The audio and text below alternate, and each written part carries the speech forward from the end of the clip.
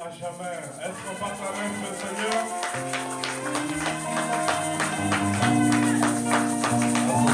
Merci beaucoup pour l'adoration, merci pour la louange. Frère Dieu, que Dieu vous bénisse. Frère Benjamin, que Dieu vous bénisse. Nous allons directement passer à la lecture de la parole. Nous allons prendre Ruth chapitre 4. Nous allons commencer au verset 13 jusqu'au verset 16. Ruth 4, verset 13 jusqu'au verset 16. Boaz prit Ruth, qui devint sa femme, et il alla vers elle. L'Éternel permit à Ruth de concevoir, et il enfanta un fils. Les femmes dirent à Naomi, béni soit l'Éternel, qui ne t'a point laissé manquer aujourd'hui d'un homme ayant droit de rachat, et dont le nom sera célébré en Israël. Cet enfant restaurera ton âme et sera le soutien de ta vieillesse, car ta belle-fille qui t'aime l'a enfanté, elle qui vaut mieux pour toi que 7 fils.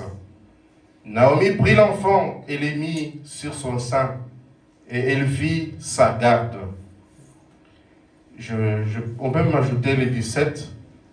Les voisines lui donnèrent un nom en disant, un fils est né à Naomi, et ils l'appelèrent Obed. Ce fut le père d'Isaïe, père de David. Amen. Nous pouvons nous asseoir.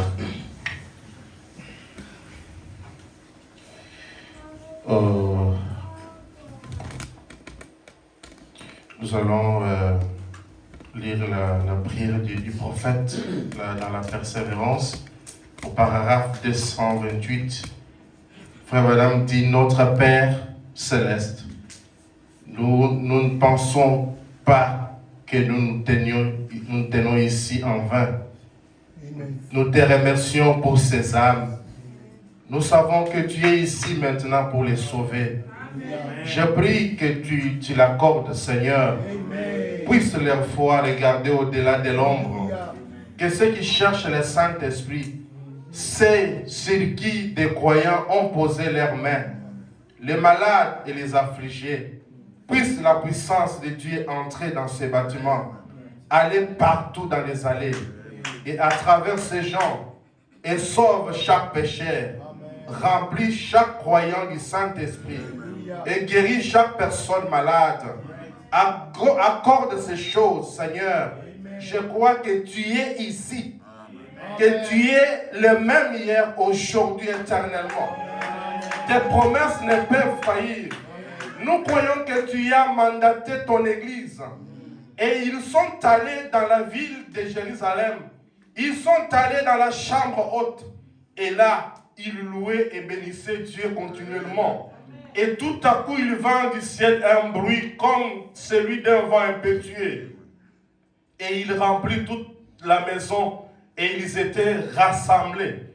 Tu es le même et tu es capable de faire la même chose. Et la puissance qui est descendue au jour de la Pentecôte baptise ce groupe de personnes ce soir. Dans la puissance de la résurrection de Jésus-Christ, cette prière, je l'ai faite au nom de Jésus. Amen. Pour ces gens, pour la gloire de Dieu. Amen. Amen. Mes frères et sœurs, je suis reconnaissant envers notre Dieu qui a permis que nous puissions encore être là ce matin.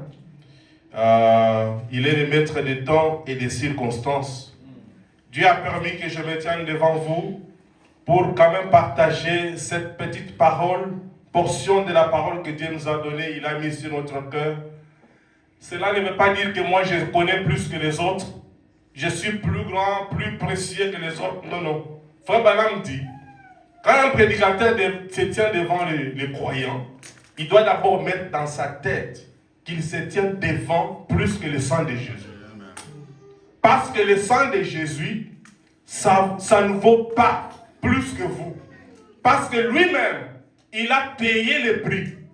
Quand on paye le prix, c'est-à-dire, on a plus la valeur, on donne à la chose qu'on veut aller verser de l'argent pour récupérer la chose. C'est que l'argent n'a pas de prix. Le sang de Jésus, c'est le prix qu'il a payé pour vous avoir. C'est que vous valez plus que le sang de Jésus-Christ.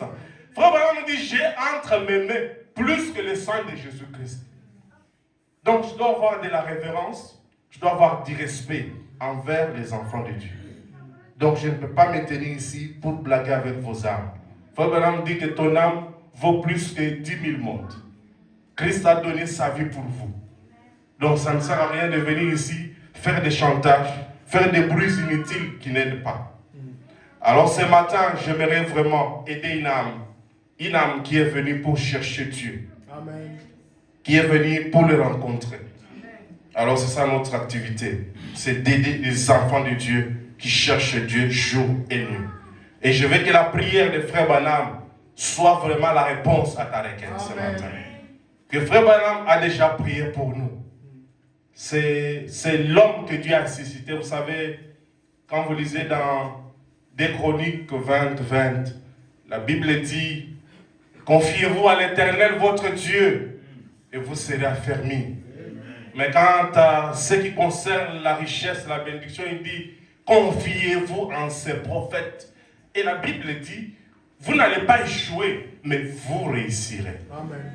Nous avons un prophète aujourd'hui du nom de William Branham. Nous n'avons pas droit à l'échec. Quand on a un prophète dans le camp, on ne peut jamais échouer. L'échec, c'est conjugué au passé. Mais si on n'a pas un prophète, là on peut échouer. Mais quand on a un prophète dans le camp, on ne peut jamais échouer. Amen. C'est comme Géasi. Quand il a vu l'armée qui venait, les Syriens, il a commencé à avoir peur. Mais Géasi avait oublié qu'il était à côté d'un prophète. Un prophète, c'est un envoyé de Dieu. Et quand Dieu envoie le prophète, lui-même accompagne le prophète. C'est que la parole que le prophète parle, c'est-à-dire le prophète engage Dieu. C'est que quand un prophète parle, c'est Dieu qui parle au travers du prophète. C'est que le prophète devient la bouche de Dieu qui est autorisée pour un âge. Et quand il commence à se lamenter, il dit, mais tu es là calme. Nous sommes entourés par les ennemis. Les ennemis sont en plus grand nombre que nous allons périr. Le prophète a regardé Géasi et dit, Seigneur, ouvre à cet homme les yeux, qu'il voie. Amen. Amen. Ma prière est que Dieu nous ouvre les yeux, afin de voir que celui qui est plus grand est en nous. Amen. Que celui qui dépasse tout ce que vous voyez là est avec nous. Amen. Celui qui est au-dessus de nos situations, il est avec nous. Et c'est pourquoi nous chantons, il demeure. Il demeure. Il est avec moi partout. Il connaît tous mes soucis. Il connaît tous mes chagrins. Amen. Dieu connaît tout. Et quand il a ouvert les yeux, il a vu des chars. Il a vu des montagnes des anges qui entouraient Géasi et le prophète. Il disait, ah, je vois que ceux qui nous entourent, ils sont plus nombreux que ces gens que nous voyons ici. Amen. Les anges sont là en train de faire son travail. Les gens sont là en train de faire leur travail. Notre problème, c'est d'être connecté. On doit être connecté au Saint-Esprit. Amen. Nous devons être connectés. Avant de lire ce matin, ou de continuer, nous allons un peu prendre... nous allons prendre quelque chose.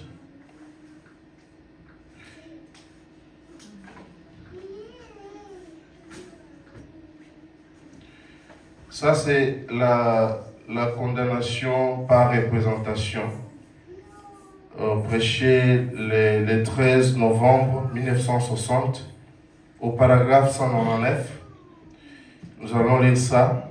La condamnation par représentation.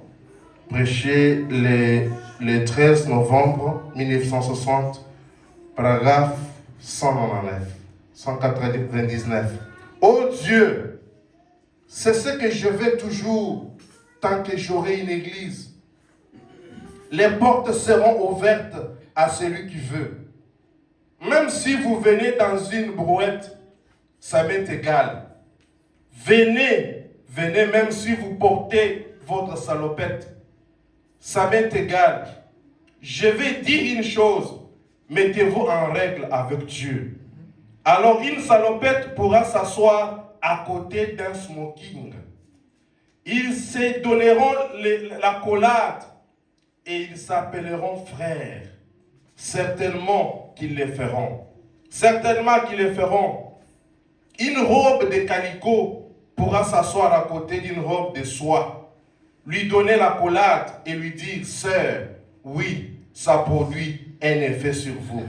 Ça engendre, ça ramène ces choses en vous. Amen. Est-ce que vous pouvez saluer votre voisin, lui dire que le Seigneur vous bénisse?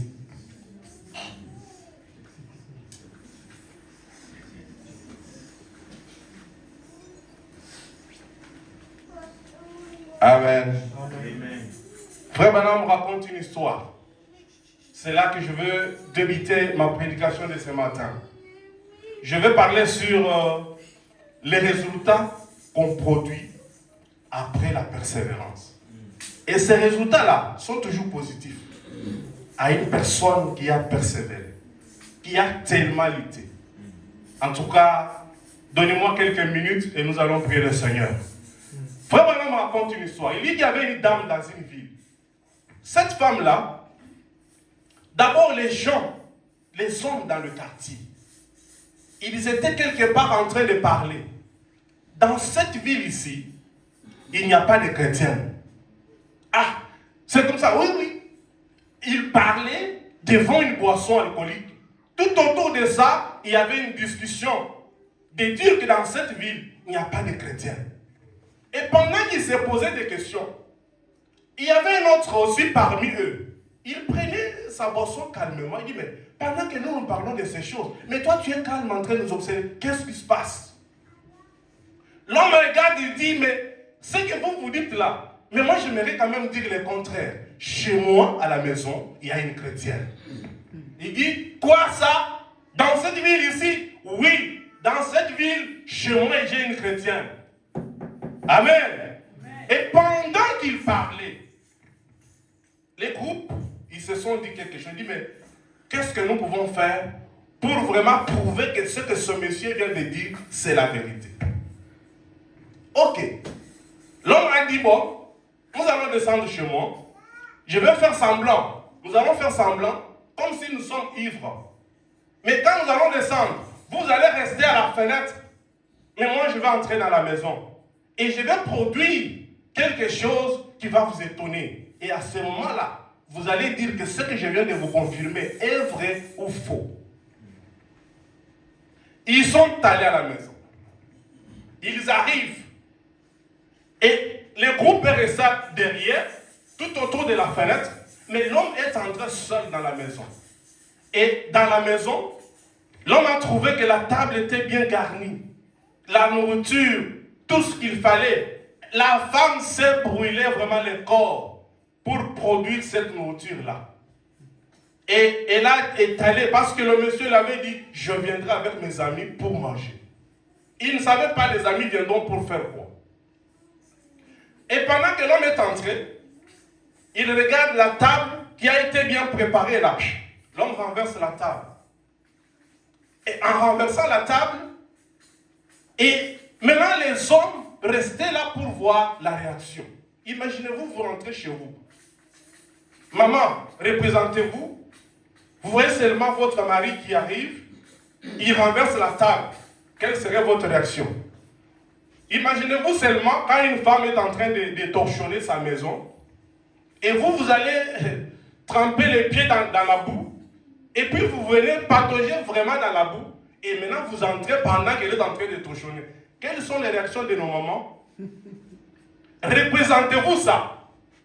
Maintenant, cette fois ici, c'est-à-dire la maman s'est brûlée. Elle a préparé, elle a cherché comment on doit faire. Donc, tout ce qu'il faut faire là, pour que les invités mangent, jusqu'à ce qu'ils vont dire, en tout cas, s'il y a dans cette ville les femmes qui préparent, c'est celle-là. Mais ils arrivent, brusquement, l'homme renverse la table. En renversant la table, pas même des explications, mais on voit une femme qui prend les balais, qui commence à balayer. Et c'est pourquoi il y a même le cantique que nous chantons. Jésus doit-il seul porter sa croix, sans qu'il y ait des autres pour emporter?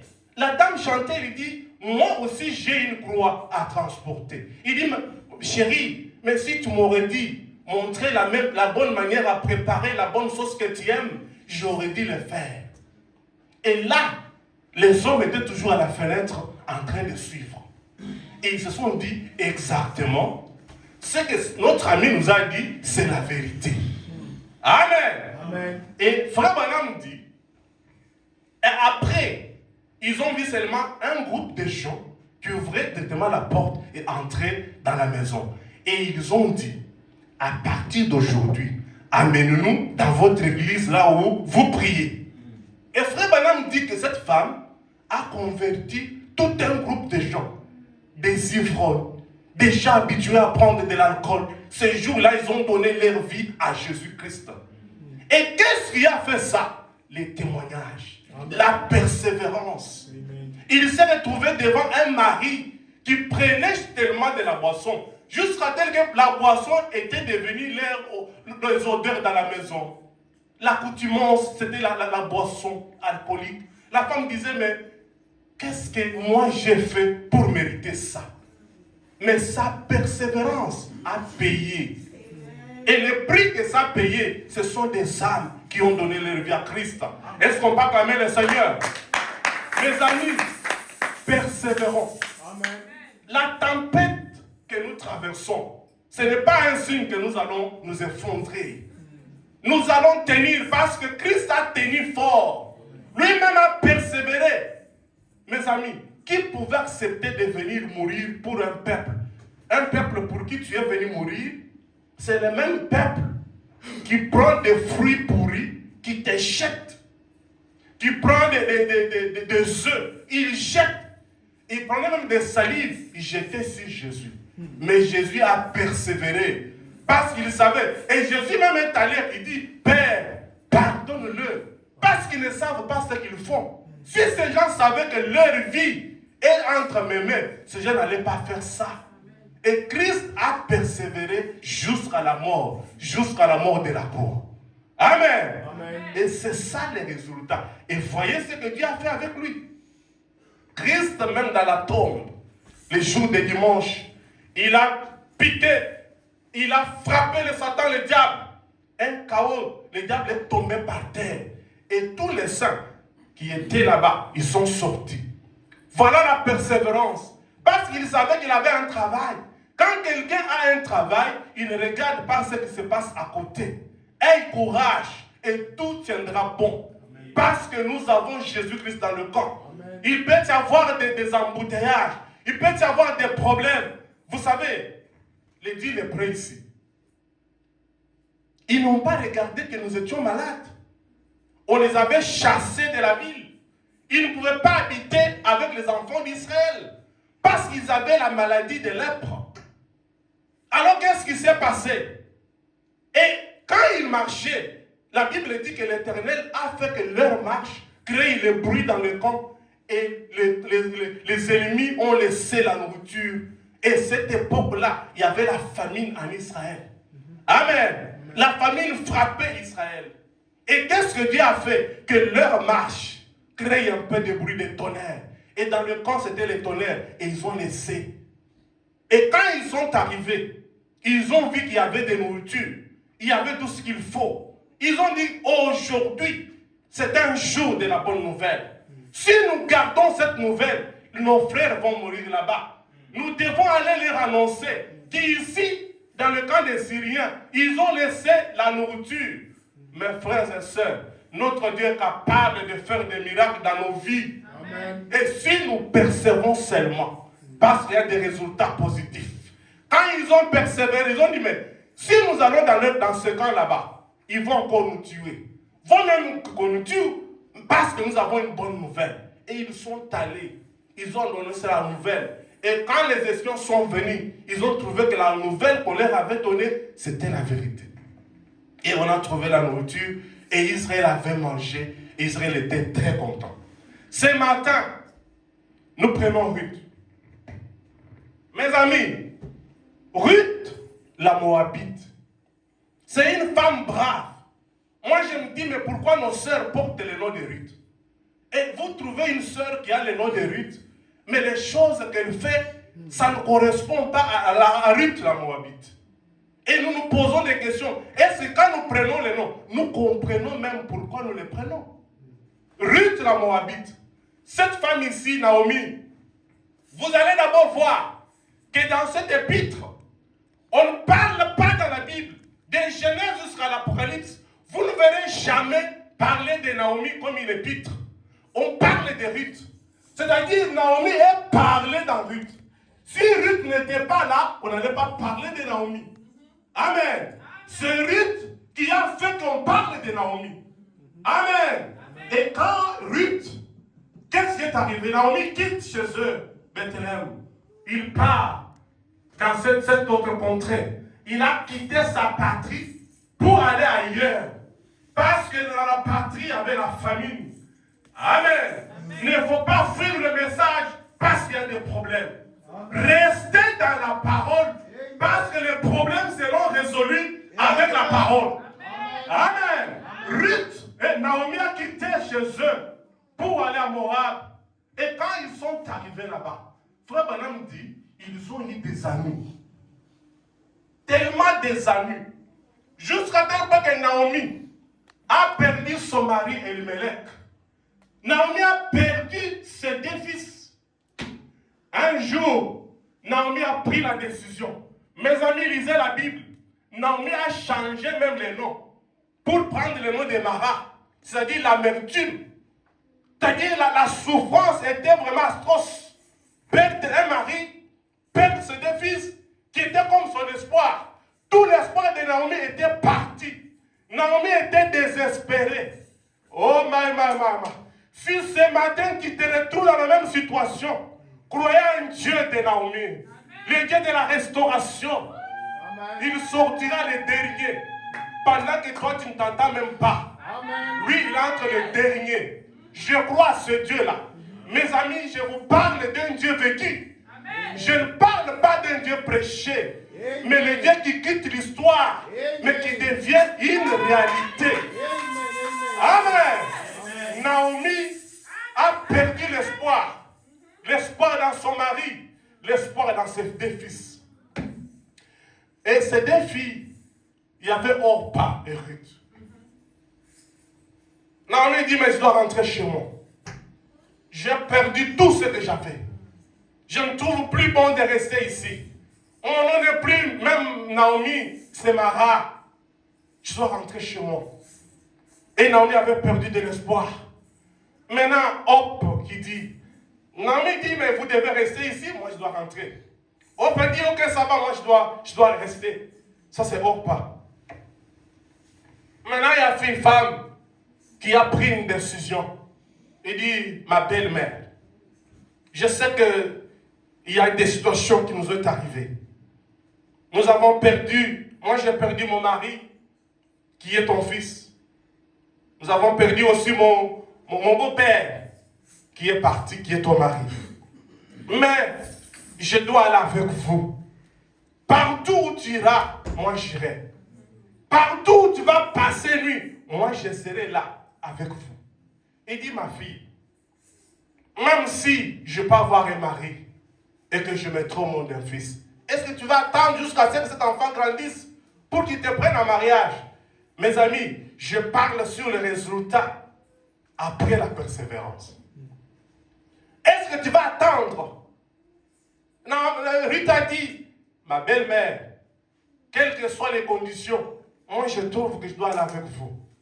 Ruth a pris la décision par la foi. Ruth a pris cette décision par une révélation. Vous savez, ne regarde pas à côté de toi, qu'est-ce qui se passe. Ton ami là, ce n'est pas ton espérance. Amen. Ton ami là, il peut te décevoir même l'un de ces 4 matins. L'homme pour qui tu es en train de t'inspirer, un jour il va te décevoir. L'homme déçoit toujours. Amen. Amen. Vous savez que Pierre avait dit à Jésus, je ne peux jamais te nier. Jamais. Il dit, Pierre, il ne faut pas dire ça. Est-ce que Pierre, tu sais que le diable t'a cherché pour te gribler comme du fromage? Mais moi, j'ai prié pour toi. Amen. Jésus a prié pour Pierre. Et Frère Branham aussi a prié pour nous. Amen. Et il dit, est-ce que tu sais que le diable t'a cherché? Il dit, non, arrière de moi. Moi, je serai avec vous. Et vous savez, Jésus lui dit, mais le coq ne va pas crier sans que toi tu me dises. Et c'est ça qui est arrivé. Pierre a nié, mais toi, quand on te regarde, même ta façon de marcher, ta façon de parler, tu ressembles à cet homme-là. Il dit, non, moi je ne le connais pas. Je ne le connais pas. Ah, Pierre avait oublié le serment qu'il avait fait à Jésus. Pierre a oublié qu'il parlait à son Créateur, qu'il connaît l'homme ce qu'il est. Et après, quand il a nié Jésus 3 fois, Jésus le regarda. Et Pierre se rappela de cette discussion-là. Il ne faut pas te confier à un ami, mais confie-toi en Jésus. Mais Dieu peut utiliser ton ami pour ton bien. Il faut être sage et intelligent. Naomi parla à Ruth. Ruth, ok, moi je vais faire tout ensemble avec toi. Allons-y alors. Ils arrivent à Bethléem. Mes amis, la Bible dit comme par hasard. Parce qu'il avait dit à sa maman, mais on ne peut pas rester comme ça. Permettez-moi que j'aille même glaner dans des champs pour avoir à manger.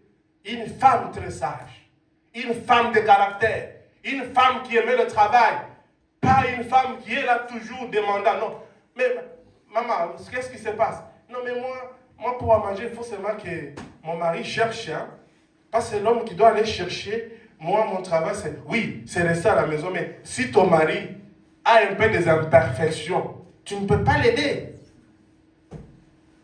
Tu ne peux pas l'aider. Non, moi c'est mon mari. Bon, le mari, avec tout ce qu'il a comme charge, et la femme, vous trouvez que la femme qui peut l'aider là, il ne peut pas. Elle avait fait la coupe couture. Toute la coupe couture qu'elle avait faite là, c'est vraiment dans la science. La pratique, ça ne la concerne pas. À la maison là, moi c'est toujours, il doit aller chercher, hein, moi je dois manger. Ça, ce sont les femmes d'aujourd'hui. Hein. Mais cette femme Ruth n'a pas attendu que sa belle-mère lui dise un mot. Elle-même a pris la décision d'aller un peu glaner dans les champs.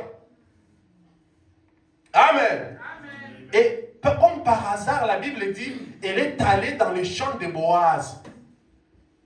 Et quand elle est arrivée là-bas, elle a commencé à travailler.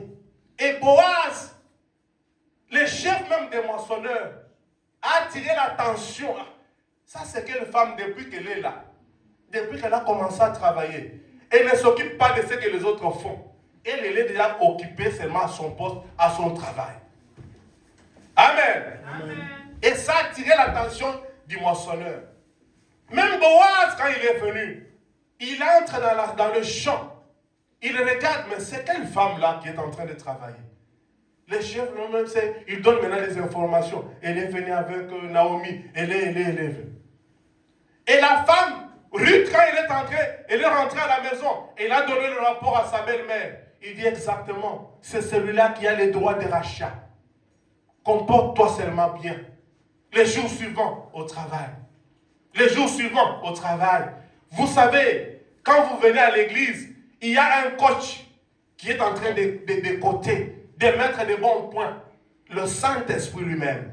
Il coach, il donne les rapports. Il dit, ta fille est en train de bien travailler. Ta fille est en train de faire un bon travail. À l'église, il vient à temps. Chaque fois qu'il y a un service, il est toujours là. Mon frère et ma soeur, n'oublie pas qu'il y a un Dieu qui nous observe. Tout ce que nous faisons, la tâche que vous jouez à l'église, vous exercez à l'église, votre Dieu vous récompensera toujours. Il ne reste jamais avec une dette de quelqu'un. Même du fait de venir t'asseoir pour écouter la parole, c'est un travail et il va vous payer. Amen. Amen. Parce que la présence, c'est un soutien. Et après, il entend Boaz qui commence à s'inquiéter. beaucoup de Ruth. Il dit en tout cas, cette femme commence à m'intéresser. Boaz commence à chercher des informations.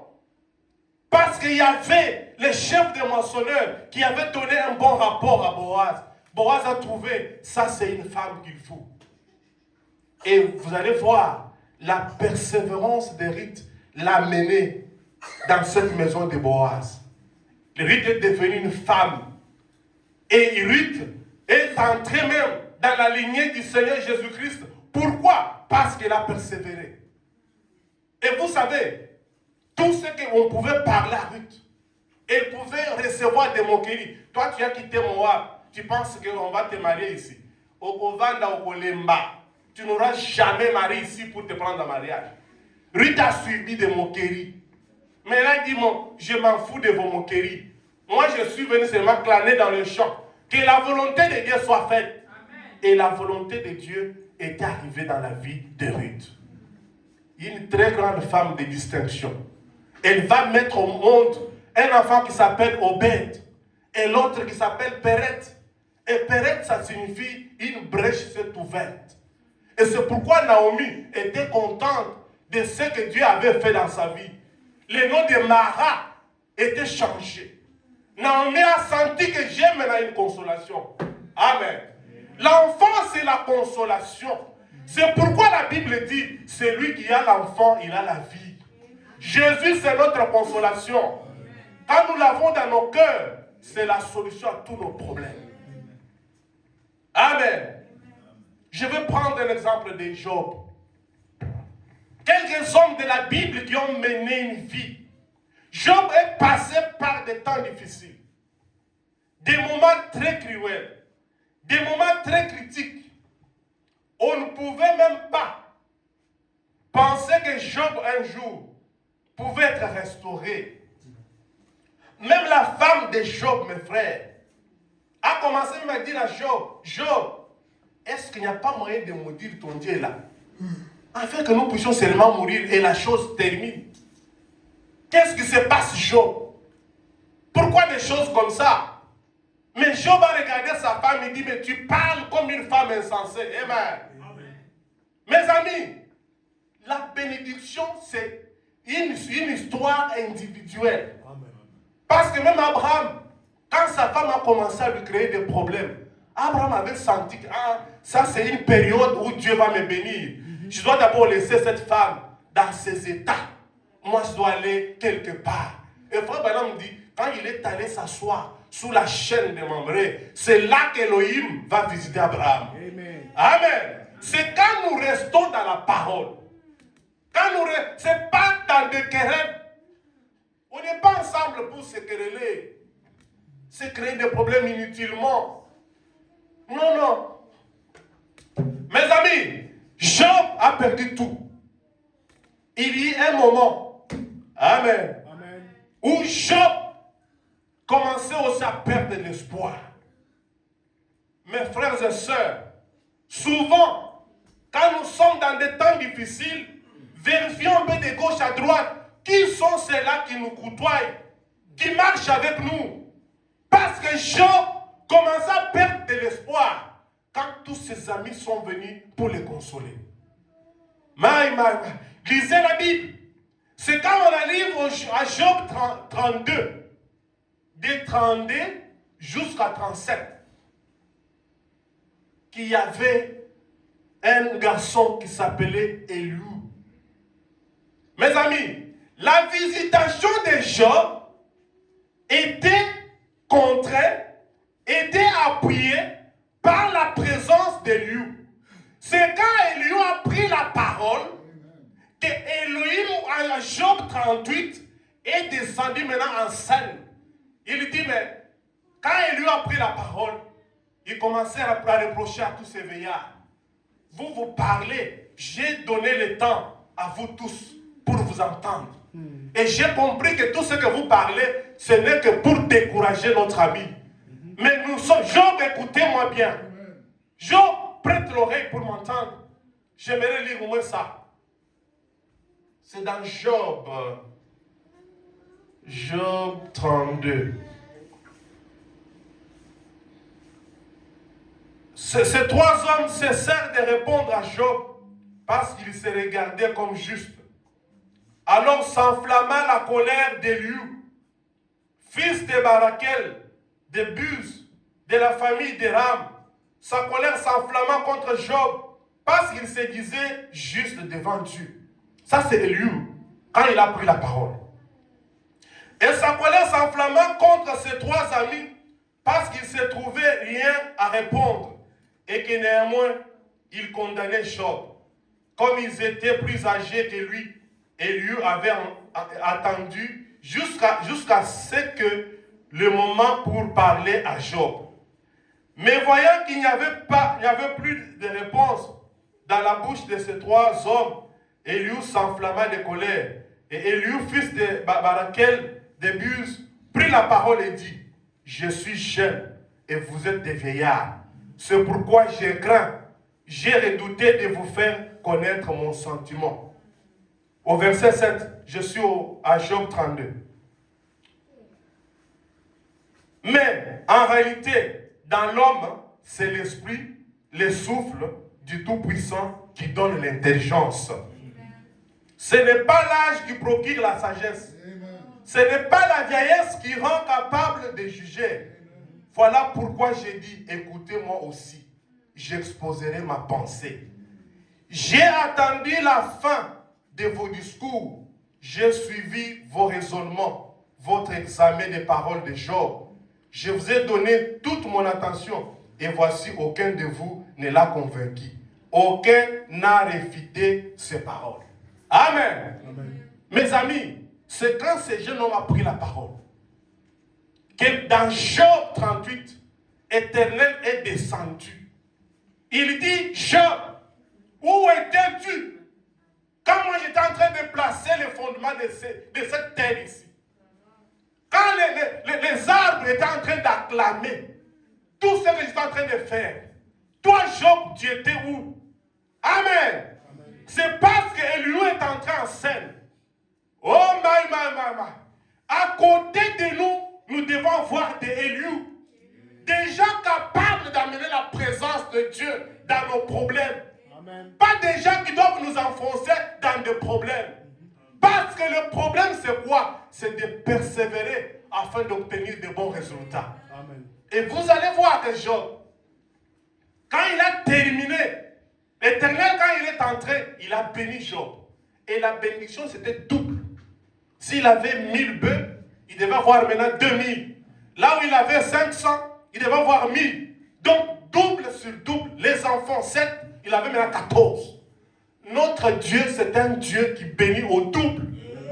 Il ne bénit pas, il ne réduit pas. Amen. Il ne soustrait pas. Amen. Mais il multiplie. Il double. Amen. Ce matin, je veux que Dieu puisse doubler. Amen. Tout ce que vous avez perdu, qu'il double ça. Si vous avez été malade ce matin, sortez-en guéris au nom de Jésus-Christ. Amen. Oh maman, si vous êtes désespéré, notre Dieu est capable de retourner l'espoir. Amen. Amen. Mes amis, je parle d'Esther, cette femme de caractère, cette femme digne, et puis inspirée dans la Bible, la fille qui était de Mardoché. Et pendant que Vati avait connu ce qu'il avait connu, le roi avait besoin de sa femme, parce qu'on avait organisé un fastin, mais la femme avait boudé la peine. Il dit, c'est quoi ça? Laissez-moi un peu tranquille. Trop de fêtes, c'est quoi? C'est comme nous avons nos femmes aujourd'hui. Des fois, vous lui dites, chérie, est-ce que tu peux pas t'accompagner où là? Hier, tu avais refusé avec ton argent. Toi, tu me dis de t'accompagner. Est-ce que moi, je suis là pour ça? Maman, est-ce qu'on ne peut pas aller à l'église ensemble? Aller à l'église ensemble avec toi comment? Et tu vas me transporter. Il y a toujours des réponses comme ça avec nos femmes. Des fois, ça arrive, comme ça. Mais cette femme avait boudé. Et comme c'était la première dame, les conseillers sont venus.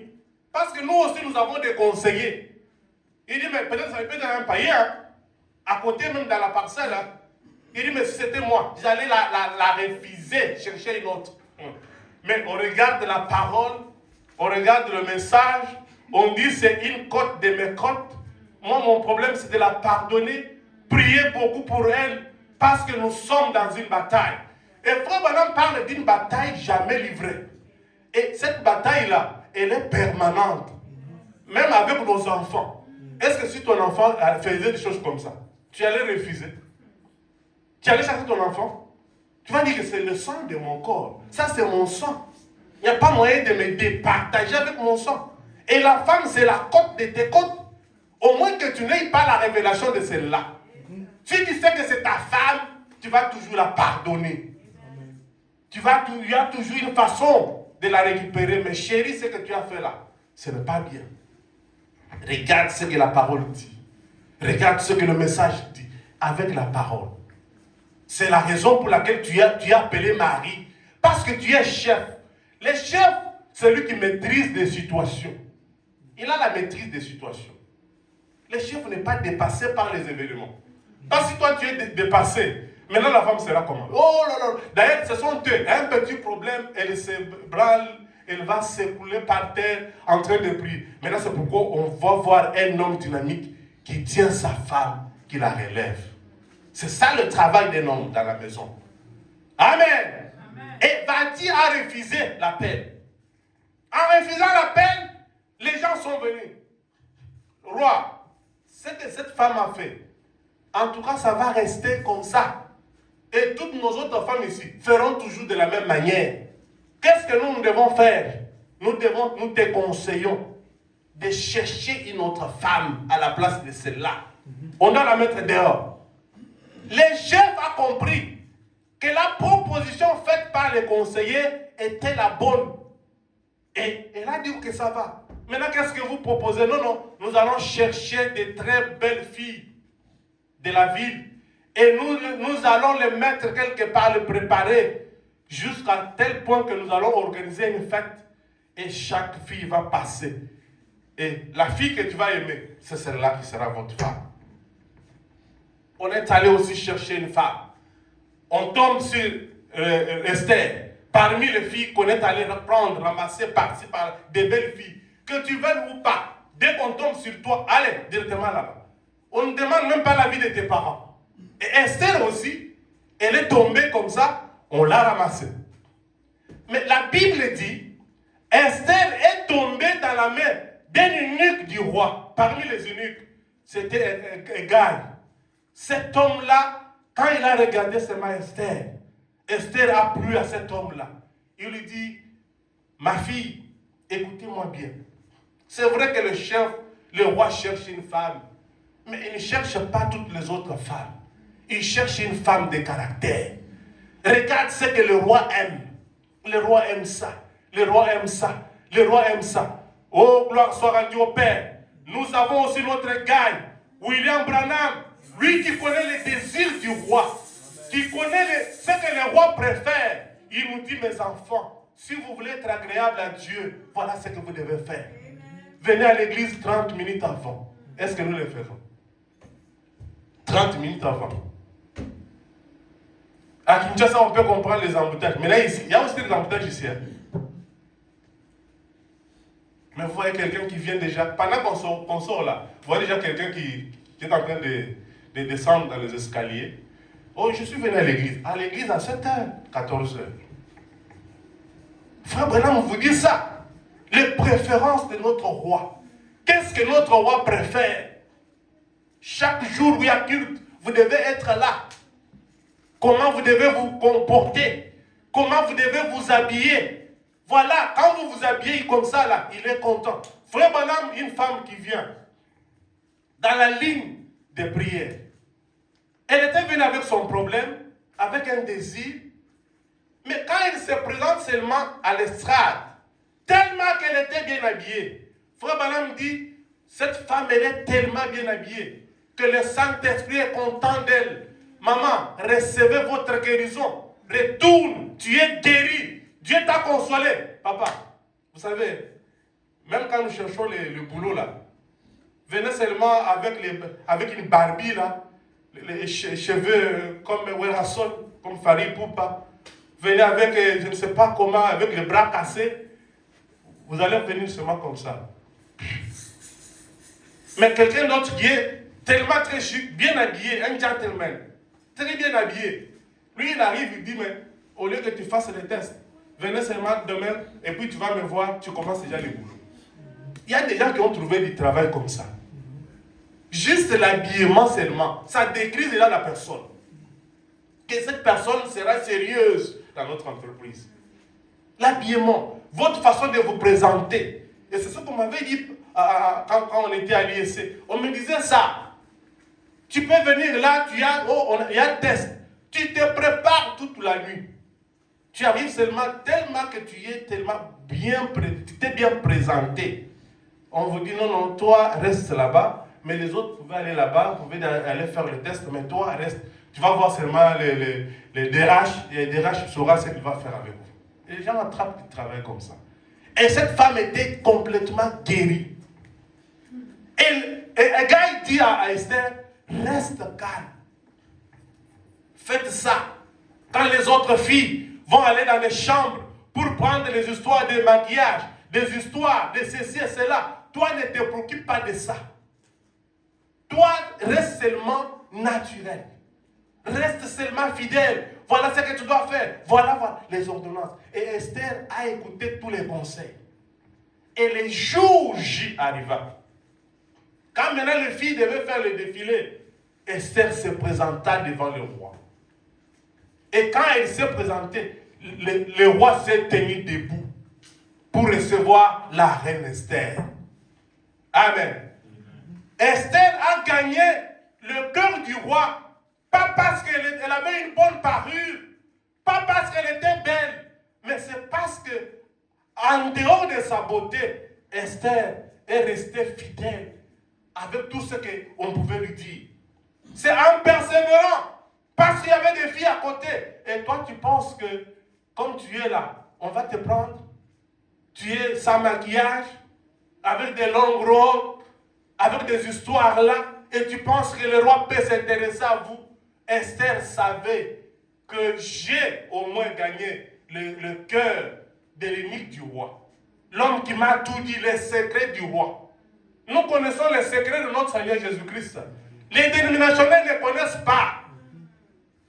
Nous connaissons. Quand je me présente devant Dieu, de cette façon ici, il va m'écouter. Et c'est pourquoi, partout où nous passons, mais ce sont des féticheurs, hein. Regarde les églises qu'ils construisent. Hein. Tu vois les règles là. C'est eux qui vomit l'argent pour eux pendant la nuit afin de pouvoir construire. Parce que nous avons les secrets. Amen. Et ils peuvent commencer une construction qui prend 35 ans. Moi je connais depuis que j'étais enfant. Cette église là, depuis que ça a commencé, jusqu'à ce jour, ça ne termine jamais. Mais vous voyez, quand on a commencé Zoé Tabernacle, une église qui vient de commencer en 1992. 3 ans après, on consacre l'église. Vous prenez Shekinah Tabernacle qui commence en 1990. Quelques années après, on consacre l'église. Un bijou, un beau bâtiment. Nos bâtiments ne traînaient pas. Mais les églises où nous étions, dénominationnelles, oh man, c'est des années et des années. Et puis quand on dédicace, c'est un mouvement dans la ville. Hein. Et vous voyez même, je me rappelle, c'était le papa de mon ami ici qui interprétait ces jours-là. Mais c'était terrible. Vous voyez un mouvement dans la ville, un mouvement vraiment dans la ville. Il dit, mais qu'est-ce qui se passe? C'était telle église, il est en train de dédicacer son église. Ah, seulement maintenant là. Oui, mais seulement maintenant. Et ils ont terminé. Pourquoi? Parce que nous avons la clé. La clé, c'est quoi? Être en relation avec Dieu. Moi, je connais les secrets de mon Dieu. Je sais là où il faut toucher pour avoir la réponse à mon problème. Et Frère Branham nous a donné ces secrets-là. C'est de croire la parole. D'avoir Christ dans le cœur. D'être en relation intime avec lui. Et c'est ce qui a fait que Esther puisse gagner le cœur du roi. Mes amis, je prends Zachée. Zachée est un homme d'affaires. Cet homme d'affaires ici, dans la ville, Zachée avait une bonne vie. Parce qu'il travaillait à la DGI, le service des impôts. Zachée est un homme bien placé. qui roulaient carrosse. Ils n'avaient pas besoin ce n'est pas des véhicules de Japon, deuxième qualité, troisième non, mais c'était toujours première qualité. Hein. Ça vient de sortir de l'usine Rihanna. Zaché, un homme d'affaires. Et la Bible dit, Zaché un jour, parce qu'il avait sa femme Rebecca, qui priait jour et nuit. Seigneur, cet homme, quand est-ce qu'il va croire? Cet homme ici, j'ai besoin de voir qu'il donne sa vie à Jésus-Christ. C'était la prière continuelle de cette femme. Tellement qu'elle priait, un jour, Jésus devait faire entrer dans la contrée où Zaché se retrouvait. La femme a vu un mouvement bizarre dans la maison. Il voit seulement son mari, un homme qui aime toujours sortir, apparaître. Ce jour-là, il dit, mais ma femme, j'ai entendu que votre homme là de Galilée va passer par ici. Hein. Il dit, oui, il va passer. Il dit, mais exactement, j'ai aussi besoin de le rencontrer. La femme a dit, oh, ça c'est un miracle. Qu'est-ce qui se passe? Je ne suis pas habitué avec ça. Parler de Jésus dans la bouche des Zaché, c'est la première fois. Ça c'est un miracle. Amen. Amen. Et Zaché, Jésus commençait même à venir dans cette contrée-là. Il faisait déjà son entrée. Il voit seulement son mari qui commençait à être agité. Il dit, mais moi je suis chétif. Comment je vais le voir? Parce qu'il est toujours entouré de gens. La foule est tellement immense. Je ne saurais pas arriver là où se trouve Jésus. Mes amis, même s'il y a l'embouteillage, la foi va vous faire entrer dans sa présence. Amen. Amen. Même si on a barricadé, on a mis toute une tour, un grand boulevard pour vous empêcher d'apparaître, notre Jésus est capable de vous faire venir là où il est. Amen. Zaché, un homme court. Il va monter sur un fût, ça ne marche pas. Il dit, je ne saurais pas. Mais on dit, il va monter sur un arbre de sycomore. Cet arbre avait beaucoup d'épines. Et on voit un homme qui avait... Ça a étonné beaucoup de gens. Les gens lui posaient la question, mais qu'est-ce qui se passe? Toi, un homme d'affaires, un homme présentable, tu as beaucoup d'argent, respectable de la ville, mais tu te rabaisses jusqu'à ce point. Un homme qui s'appelle un homme galiléen, qui n'a même pas étudié, il n'a pas, Jésus n'a pas, il n'a même pas une maison pour loger sa tête, il n'a même pas, on a critiqué, on a parlé. Mais vous savez, quand quelqu'un a la révélation, quand quelqu'un a la foi, c'est un monde de fous. Vous ne saurez jamais atteindre une personne qui a la foi. Vous ne saurez pas. Vous ne saurez jamais maîtriser une personne qui est déjà frappée par la foi. Zaché, on les voit grimper, il dit, regardez-moi ce monsieur. Mais ça va les blesser. Mais qu'est-ce qui est arrivé? Il n'y a pas moyen d'amener ce monsieur devant des psychiatres pour les dépister. Qu'est-ce qui se passe? Sa tête ne fonctionne pas. Oui, la tête de Moïse, ça ne fonctionnait pas. Parce qu'il avait un bâton, mais avec le bâton, il voulait délivrer un peuple. Combien de peuples? Des millions de gens pour les délivrer dans la main des pharaons qui avaient toute une armée redoutable. Amen. Amen. Amen. Et quand il arrive, Zaché est parvenu quand même à monter sur le sycomore. Et quand il est monté là, mes amis, je me pose la question. Qui avait dit à Zaché qu'effectivement Jésus va passer par là? Ça c'est la question. Parce qu'il y avait beaucoup de routes, beaucoup des avenues. C'est comme nous sommes ici là. Qui peut vous garantir que le président de la République, en passant, il va passer par notre avenue ici? Mais il est monté quand même sur un arbre. En arrivant sur l'arbre, il entend le bruit. Et le bruit s'est dirigé vers l'arbre sur lequel il était monté. Et quand la foule qui s'avançait, et la foule, et Jésus est arrivé exactement là où il y avait Zaché, on a vu Jésus qui s'arrête. Or, il ne s'arrêtait pas. Partout ailleurs, il ne s'est pas arrêté. Il s'est arrêté seulement là où il y avait Zachée et c'était au-dessus d'un arbre. Il dit, Zachée, descends, car la vie est entrée dans ta maison. Amen. Oh, j'aimerais que ce matin, que Jésus nous dise que je suis en vous. La vie est dans vos mains. La vie est en vous. Je suis chez vous aujourd'hui. Que Jésus entre dans nos maisons. Il est là à la porte en train de toquer. Pendant que les dénominationnels l'ont rejeté. Mais nous disons, Caribou, venez chez nous. Nous vous souhaitons la bienvenue chez nous. Jésus, tu es la bienvenue. Est-ce qu'il y a une sœur qui peut dire, Jésus, tu es la bienvenue? Un frère qui peut dire, Jésus, tu es la bienvenue. Que l'année 2026 soit une année victorieuse. Amen. Souhaitons Jésus la bienvenue. Il connaît nos soucis. Il connaît tous nos problèmes. Il arrive. Un homme, quand il est monté, il n'y avait personne même pour signaler à Jésus. Il y a un Zachée là au-dessus. Zachée, caché avec les feuilles de l'arbre. Mais Jésus, quand il arrive, dit, descends. Aujourd'hui, la vie est entrée dans ta maison. Amen. Et Zachée est descendu. Et Zachée est sauvé. La persévérance paye, mes frères.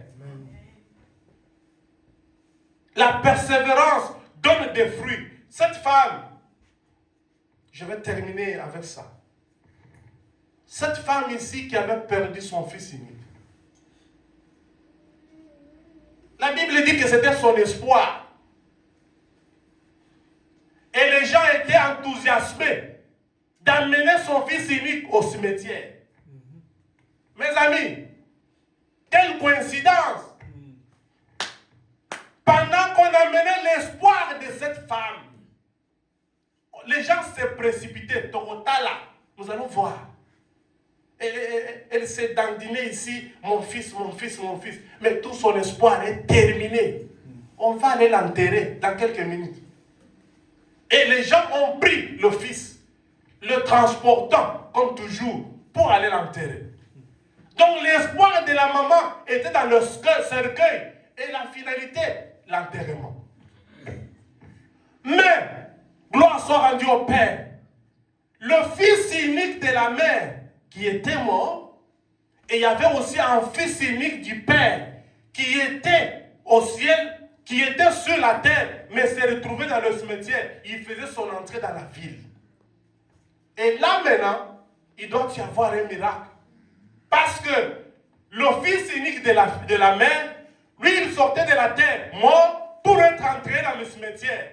Mais il y a un fils unique du Père qui est venu du ciel, qui faisait son entrée dans la ville, mais sortant des cimetières vivants. Mais quel spectacle! Et il se croisa là. Et pendant que les gens se précipitaient pour l'enterrer, Jésus dit, arrêtez. Amen. La femme et la maman en train de pleurer. C'est comme si le pleur de cette femme était comme une prière qu'elle faisait. Et Jésus a entendu le cri.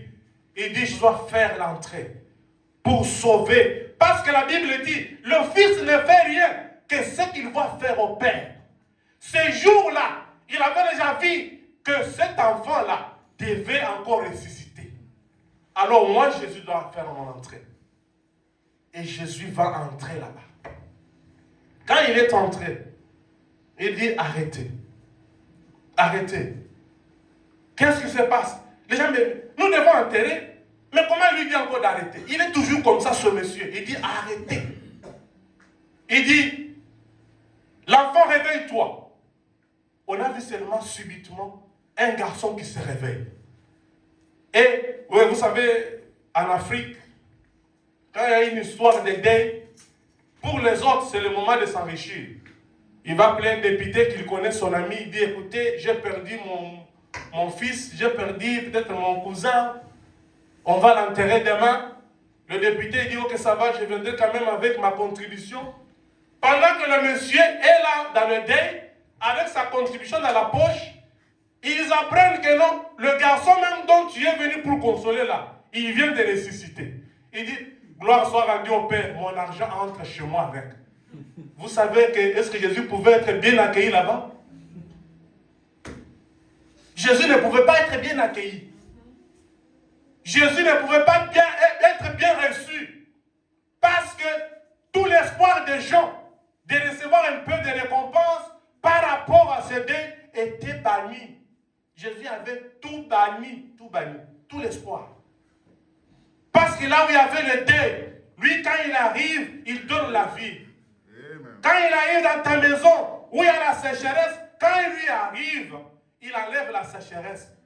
Amen. C'est pourquoi un frère maintenant parle dans l'absolu.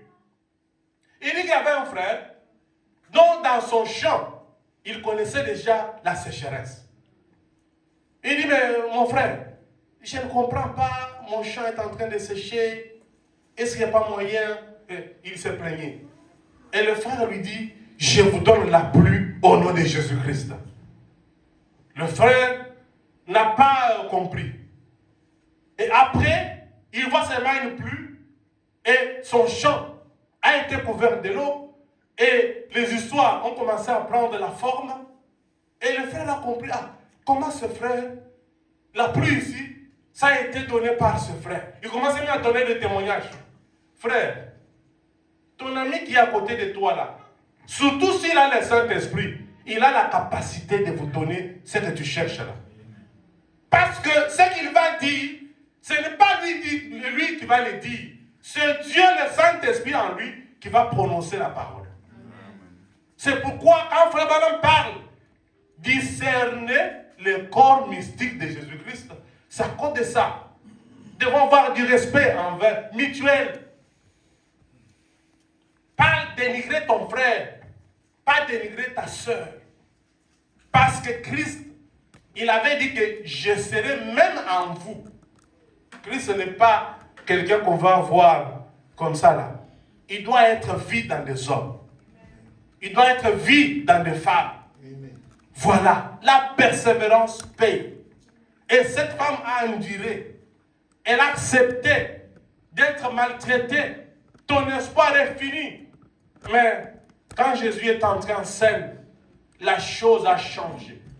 La scène a changé. Elle a reçu réellement une consolation à son problème. L'enfant qui était mort, l'enfant est venu, est maintenant ressuscité et l'espoir est revenu. Et c'est ce que nous voulons. Nous les enfants de Dieu, nous pouvons marcher, nous pouvons passer par des tempêtes, passer par des moments difficiles, mais sache seulement que l'espoir est avec nous. Parce que nous avons Jésus-Christ. Amen. Nous avons Christ qui est notre espoir. Amen. Je vous prie de vous lever. Christ est tout ce qui